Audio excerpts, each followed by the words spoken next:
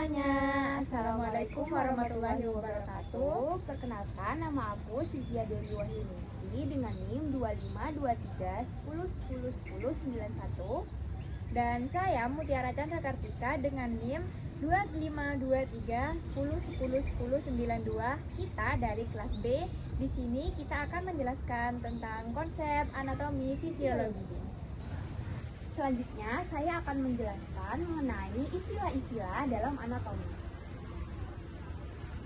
Yang pertama, ada superior, bagian atas, bagian bawah ada inferior, bagian kanan ada dextra, bagian kiri ada sinistra, bagian belakang ada posterior, bagian depan ada inferior, medial, bagian tengah dekat dengan bidang median, lateral, bagian samping jauh dengan bidang median, dorsal, bagian belakang ruas tulang belakang, ventral, bagian depan ruas tulang belakang, ascendent, bagian naik, descendant, bagian turun, kranial, bagian kepala, caudal, bagian ekor, palmer, bagian palmaris manus, anggota gerak atas, pelantar, bagian pedis, pelantar pedis,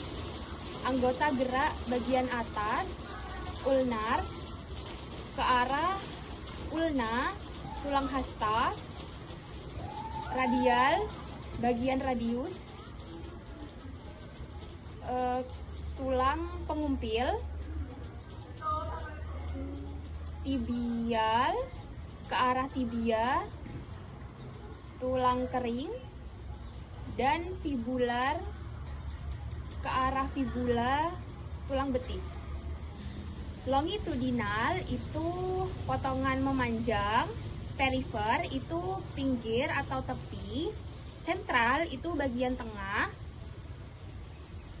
vertikal itu tegak, horizontal itu datar, transversal itu potongan melintang.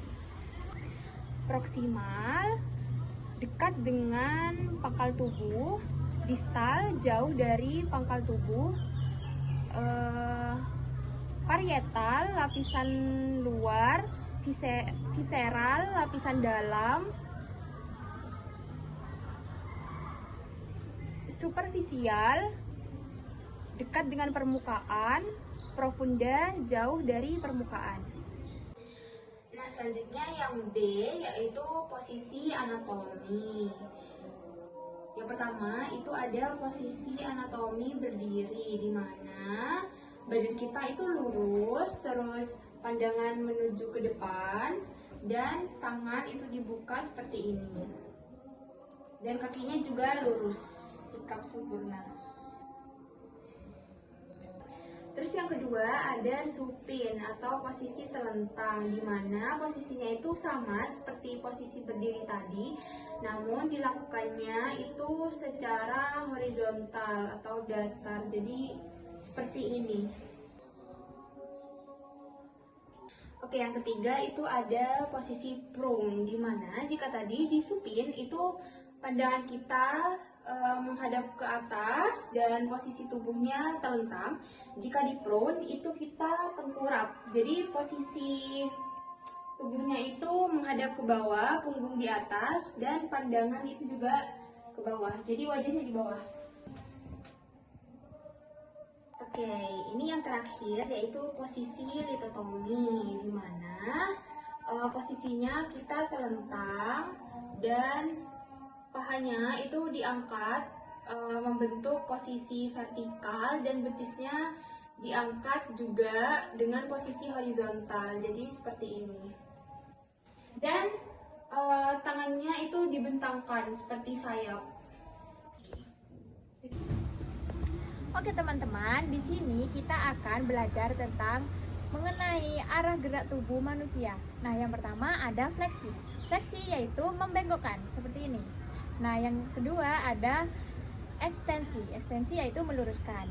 Fleksi, ekstensi, fleksi, ekstensi. Nah, B yang pertama ada adduksi, yang kedua ada abduksi. Nah, abduksi yaitu menggerakkan seperti ini, mendekati arah tubuh, dan abduksi yaitu menjauhi arah tubuh. Adduksi, abduksi, adduksi, abduksi. Nah, yang C ada rotasi yaitu memutar seperti ini. Nah, teman-teman, yang kedua ada sirkumduksio yaitu gerakan campuran antara fleksi, ekstensi, abduksi, dan adduksi seperti ini. Yang C ada elevasi dan depresi. Elevasi ke atas, depresi ke bawah. Elevasi, depresi, elevasi, depresi. Yang kelima ada inversi dan eversi. Inversi, eversi, inversi, eversi. F ada supinasi dan pronasi. Pronasi menelungkup, supinasi menengadah. Pronasi, supinasi, pronasi, supinasi. Yang G yaitu ada endorotasi dan eksorotasi.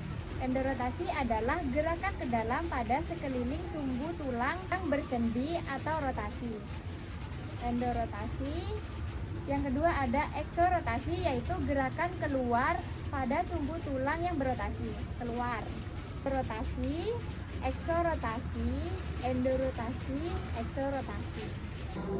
Yang kedelapan, yang G, sumbu atau aksi sagital. A. Aksi sagital adalah garis yang memotong bidang gerak sagital dengan bidang gerak transversal. Yang B. Aksis transversal adalah garis yang memotong bidang gerak frontal dengan bidang gerak transversal. Yang C. Aksis longitudinal, yaitu garis yang memotong bidang gerak median dan frontal dan berjalan dari atas ke bawah. Yang ke-9 atau H. Bidang anatomi. A. Bidang median, yaitu bidang yang melalui aksis longitudinal dan aksis sagital, dengan demikian dinamakan mediosagital. Yang B. Bidang sagital atau bidang paramedian, yaitu setiap bidang yang sejajar dengan bidang mediosagital. Yang C. Bidang koronal atau frontal, yaitu setiap bidang yang mengandung aksis-aksis transversal yang sejajar dengan dahi dan tegak lurus dengan bidang sagital. Yang D. Bidang transversal, letaknya tegak lurus dengan bidang-bidang sagital dan bidang-bidang koronal pada posisi berdiri, posisi bidang horizontal. D. Yaitu istilah anatomi yang menyatakan bagian tubuh yang menonjol. Nah, yang pertama adalah procesus atau adalah nama umum untuk taju atau tonjolan. Yang kedua, spina adalah taju yang tajam seperti duri. Yang ketiga, tuber adalah benjolan bulat. Yang keempat, tuberculum atau benjolan bulat yang kecil. Yang kelima ada krista atau gerigi tepi. Yang keenam ada picten, adalah bagian-bagian pinggir yang menonjol. Yang ketujuh ada condylus, yaitu tonjolan bulat di ujung tulang. Yang kedelapan adalah epicondylus, adalah benjolan pada condylus. Yang kesembilan adalah cornu. Yang kesembilan adalah cornu atau tanduk. Nomor 2, istilah anatomi yang menyatakan bagian tubuh yang lengkung. Yang pertama adalah fossa, adalah nama umum. Yang kedua ada fossula, adalah fossa yang kecil. Fovea, fossa yang kecil. Foveola, fovea yang kecil.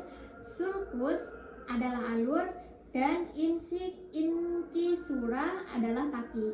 Nah, yang ketiga, istilah anatomi yang menyatakan lubang, saluran, dan ruangan. Nah, yang pertama adalah foramen, lubang, fissura celah, apertura pintu, canalis saluran, ductus pembuluh, meatus liang, cavum rongga, celula adalah ruang kecil. Selanjutnya, kami akan menjelaskan mengenai rongga-rongga yang ada di dalam tubuh. Yang pertama, yaitu rongga di bagian kepala. Nomor 1 itu ada rongga tengkorak atau cavum cranialis.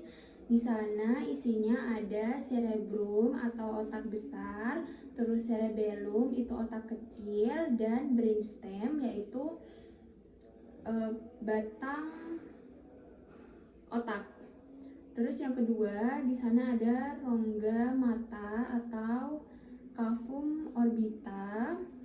dan isinya itu ada bola mata atau orbita.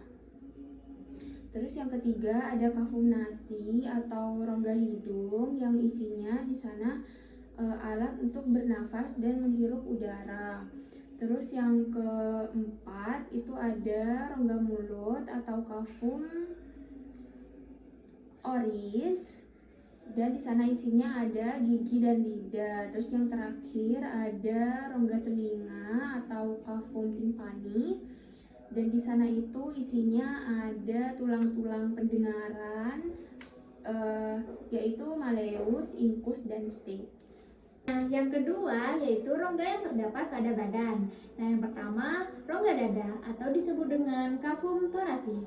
Isinya meliputi paru-paru atau disebut dengan pulmo, jantung disebut dengan kardio, pembuluh darah aorta, pembuluh darah vena, kava, arteri, dan vena pulmonis, trakea, bronkus, dan esofagus. Nah, yang kedua yaitu rongga perut atau disebut dengan kafum abdomen. Isinya meliputi lambung atau gaster, usus halus atau intestinum, duodenum, jejunum. Nah, yang lalu usus besar atau disebut dengan kolon, kelenjar pankreas, limpa atau lien, hati atau hepar, dan ginjal atau renal. Nah, yang ketiga yaitu rongga panggul atau disebut dengan kafum pelvis. Isinya meliputi kantung kemih atau vesika urinaria, rektum, pada laki-laki kelenjar prostat, perempuan terdapat rahim atau uterus, dan indung telur atau ovarium. Sekian dari kami, mohon maaf jika ada kesalahan. Wassalamualaikum Warahmatullahi wabarakatuh.